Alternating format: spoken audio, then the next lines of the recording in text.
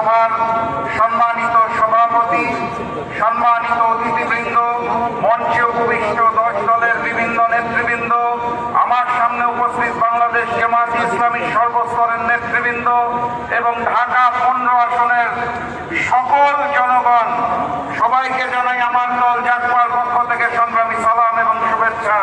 আসসালামু আলাইকুম। প্রায় 2 দশক পর বাংলাদেশে একটি জাতীয় নির্বাচন অনুষ্ঠিত হতে যাচ্ছে।